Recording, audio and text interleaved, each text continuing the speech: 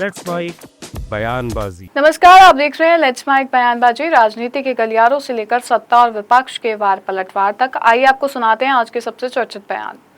कांग्रेस सांसद गौरव गोगोई ने केंद्र सरकार पर निशाना साधते हुए कहा कि विपक्ष लगातार मांग कर रहा है कि प्रधानमंत्री सदन में उपस्थित होकर देश के महत्वपूर्ण मुद्दों पर जवाब दे। गोगोई ने आरोप लगाया कि प्रधानमंत्री और गृह मंत्री सदन से अनुपस्थित हैं और देश के मुद्दों के प्रति अपनी जवाबदेही से दूर हैं। उन्होंने कहा कि संसद में सरकार की मौजूदगी और जवाबदेही जरूरी है। विपक्ष ये मांग कर रहा है कि प्रधानमंत्री सदन में आए और देश के मुद्दों को विपक्ष के सामने प्रकाशित करें। अफसोस की बात है कि दोनों प्रधानमंत्री और गृह मंत्री सदन से गायब और देश के मुद्दे के प्रति जो उनकी जवाबदेही है उससे गायब। केंद्रीय स्वास्थ्य मंत्री जेपी नड्डा ने असम में राहत और पुनर्वास कार्यों को लेकर कहा कि केंद्र सरकार राज्य को हर संभव मदद उपलब्ध करा रही है। उन्होंने कहा कि भारत सरकार और प्रधानमंत्री नरेंद्र मोदी की ओर से मैं हेमंत बिस्वा शर्मा और आप सभी को भरोसा दिलाता हूं कि राहत कार्यों में कोई कमी नहीं आने दी जाएगी। राज्य को पूरी आर्थिक मदद दी जा रही है। केंद्र की टीमें यहां हुए नुकसान का जायजा ले रही है। हम पुनर्वास के कामों में पूरी तरह से जुटे हुए हैं। नुकसान हुआ है, ये बहुत ही दुखदाई है और सामान्य मानवीय को बहुत तकलीफ हुई है। लेकिन मैं भारत सरकार की ओर से, प्रधानमंत्री मोदी जी की ओर से आपको और हेमंत दा को विश्वास दिलाना चाहता हूं कि राहत में कोई भी कमी नहीं रहेगी, कोई भी कसर नहीं रहेगी। हर तरीके से राहत पहुंचाने का काम हेमंत बिस्वा शर्मा जी के नेतृत्व में यहाँ चल रहा है। उसमें आर्थिक दृष्टि से जो भी मदद होनी है प्रधानमंत्री मोदी जी की तरफ से वह मदद पूरी की पूरी मिलेगी और वो दी जा रही है और भी आगे दी जाएगी। हमारी सेंट्रल टीम इसका असेसमेंट कर रही है कि नुकसान कितना हुआ है। ऐसे समय में मैं यहाँ के लोगों के साथ सहानुभूति भी रखता हूँ और ईश्वर उनको ताकत दे कि वो इस दुख भरी घड़ी को सह सकें और पुनर्वास में पूरी ताकत के साथ हमारे लोग लगे हैं, उस पुनर्वास में हम अपना योगदान करें। फ्लड के बाद सर हेल्थ इश्यू का भी सर कुछ सारी चीज़ों की चिंता की जा रही है।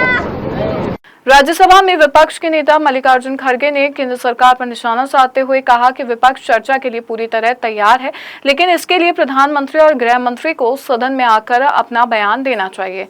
खड़गे ने आरोप लगाया कि सरकार संसद के गरिमा का सम्मान नहीं कर रही है और महत्वपूर्ण मुद्दों पर चर्चा से बच रही है। उन्होंने कहा प्रधानमंत्री और गृह मंत्री सदन में आए, बयान दे और चर्चा होगी तभी हल निकलेगा। यही है, प्रधानमंत्री सदन में आए, होम मिनिस्टर सदन में आए, अपना बयान दे, डिस्कशन हो जाए। We are ready to take discussion.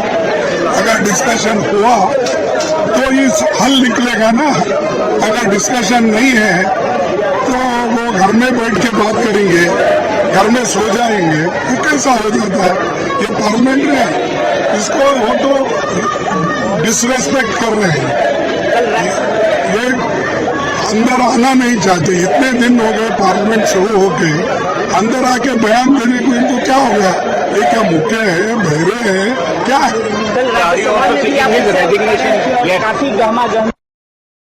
नहीं से उठा है, हम तैयार है ना डिस्कशन के लिए। तुम क्यों नहीं आ रहे? भाजपा नेता गौरव भाटिया ने संसद में जारी गतिरोध को लेकर विपक्ष के नेता राहुल गांधी पर निशाना साधा। उन्होंने आरोप लगाया कि राहुल गांधी संसद की कार्यवाही नहीं चलने दे रहे हैं और विपक्ष देश को बांटने की राजनीति कर रहा है। गौरव भाटिया ने कहा कि वह लड़ाई दो विचारधाराओं के बीच है। एक तरफ प्रधानमंत्री नरेंद्र मोदी की सरकार है जो राष्ट्र हित को सर्वोपरि मानती है, वहीं दूसरी तरफ विपक्ष है जो उनके अनुसार देश को बांटने का काम कर रहा है। ऐसा क्यों है कि अपरिपक्व, पार्ट टाइम, गैर जिम्मेदार नेता प्रतिपक्ष राहुल गांधी संसद को चलने नहीं दे रहे हैं? तो फिर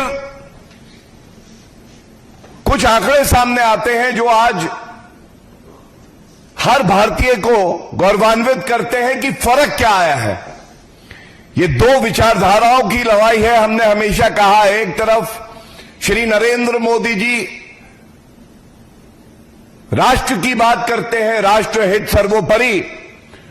दूसरी तरफ विपक्ष के नेता प्रतिपक्ष राहुल गांधी केवल देश को बांटने का काम करते हैं। अराजक तत्वों के साथ खड़े होना, खुद अराजक हो जाना। और मैं आपके समक्ष जो रखने जा रहा हूं, ये आंकड़े खुद सब कुछ बयां करते हैं। नरेंद्र मोदी जी की सरकार में जीरो टॉलरेंस की नीति, खासकर जो भगौड़े हैं, जिनका प्रत्यर्पण होना है,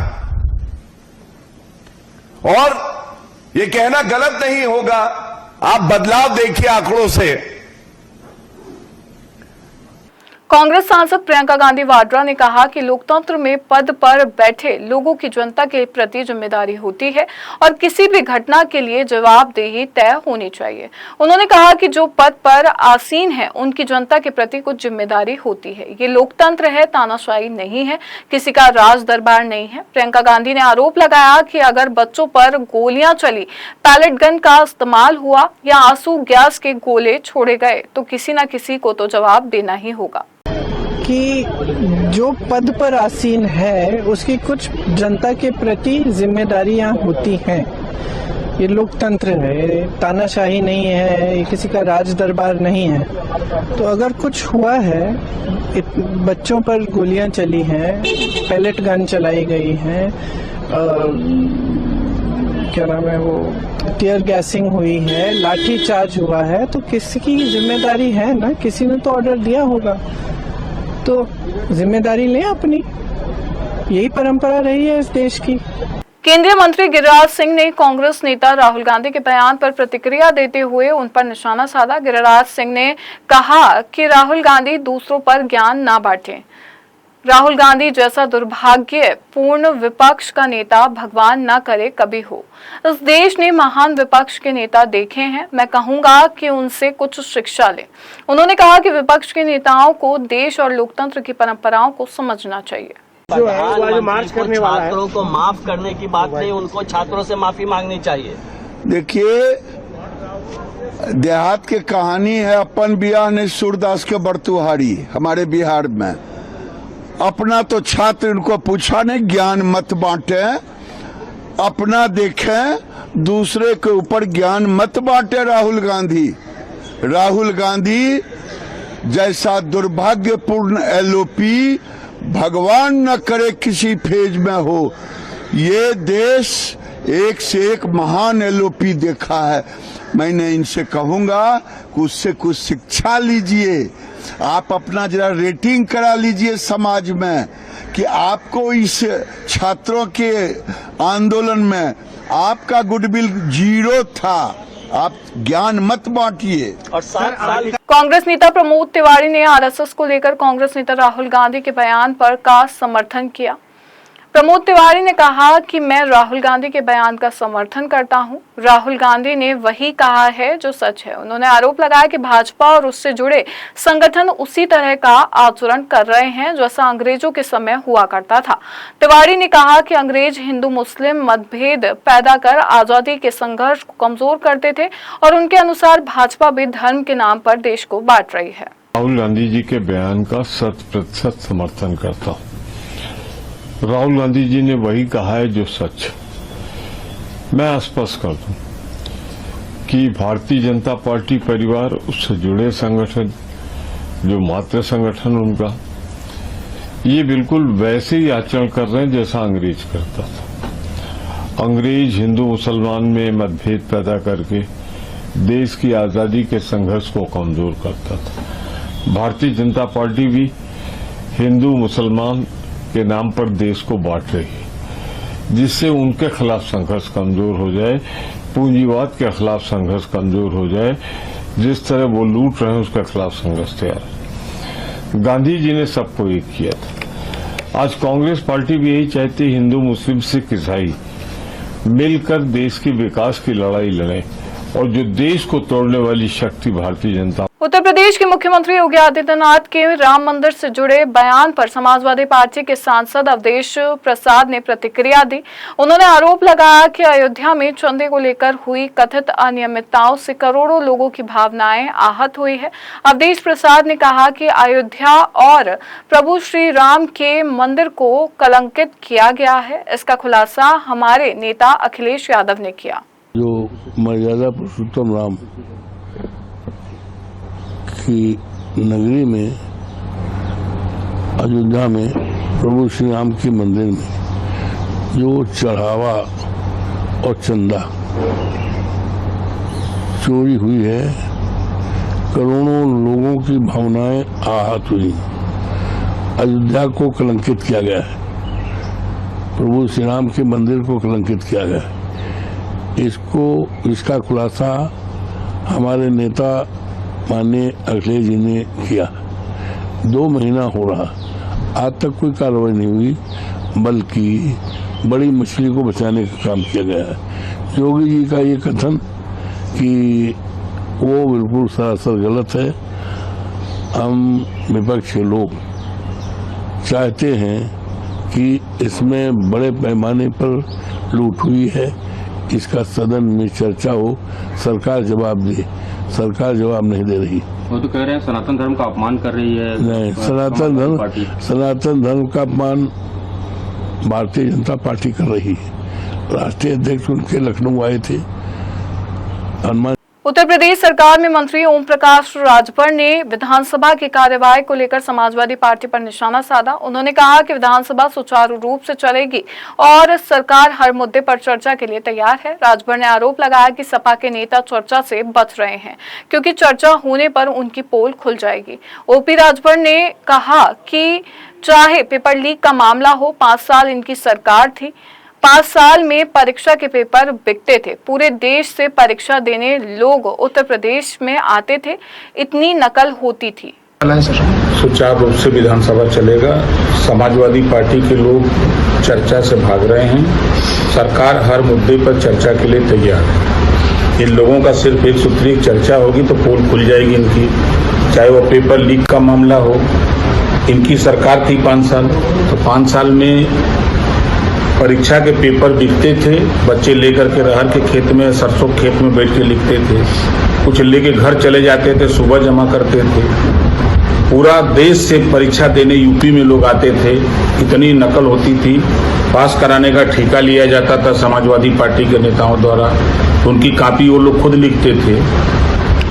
नौकरी बिकती थी इनके राज्य में। 5 साल में 1000 दंगे हुए, कर्फ्यू लगा, 1200 जन की हानि हुई। मुजफ्फरनगर दंगे में जल रहा था, लोग कट मर रहे थे और अखिलेश यादव अपनी पूरी टीम को लेकर सैफई में नाच देख रहे थे। ये सब चीजें जब सदन में चर्चा होगी तो इनके पास जवाब क्या है? इन्हीं के कार्यकाल का। बस अपराधी असलहे लहराते थे सड़क पर, गैंगवार चलता था, गुंडागर्दी थी, माँ बहन बेटियों के किसी भी समय ये उठा लेते थे, इज्जत लूटते थे।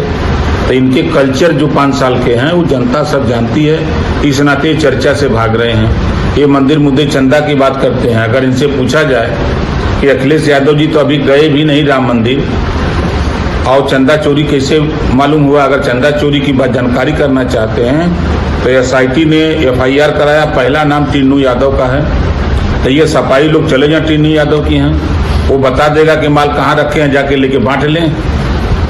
फिलहाल लेट्स माइक बयानबाजी में बस इतना ही। आप बने रहिए लेट्स माइक के साथ। नमस्कार। आप सुन रहे थे let's mic more than radio. Follow कीजिए हमें हमारे सोशल मीडिया प्लेटफॉर्म्स पर। It's time for news. It's time for more than radio. Presenting the first radio news app, Let's Mic. Let's Mic, a news-based app on your phone where you get to watch and listen news, talk shows, interviews, radio show podcasts. On Let's Mic, you get all relevant information of TV, print, radio, podcast, and digital. Let's Mic talks about every segment of life.